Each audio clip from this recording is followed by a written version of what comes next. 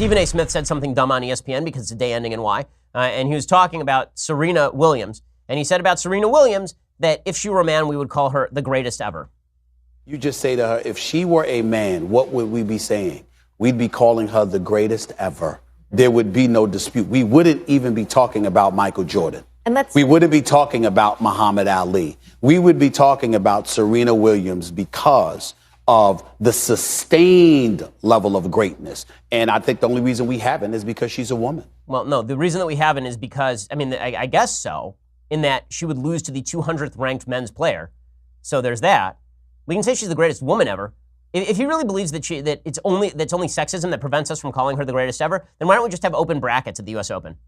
Really, we can just do that. Like no sex discrimination at all. We'll just have men and women compete in the same brackets, and then we'll see if she is indeed the greatest ever or if she's the greatest woman. I don't see what's wrong, by the way, with being the greatest woman ever. Like, what's so bad about this? Why is that so terrible? It doesn't. Why can't we just acknowledge that men are more physically powerful than women on average, and also far more physically powerful at the upper end of the bell curve? Why is this so difficult? It's because everything is stupid. Somebody tweeted out today, there's a big story about income disparity when it comes to tennis. Like Complex Sports said, Venus Williams demanded equal pay for women before Steph Curry was even in college. And then it says total earnings. Highest paid male tennis player, Roger Federer, $77.2 million. Highest paid female tennis player, Serena Williams, $18.1 million. You know why?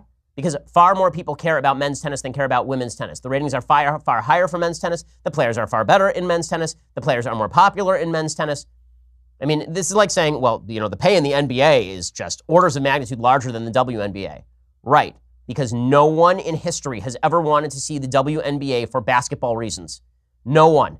Right? People want to see the WNBA for political reasons or for gender parity reasons or to show their daughters that girls can play basketball too. Oh, that's fine. But if you're looking for a display of physical athleticism and skill, you're not actually going to want to watch the WNBA.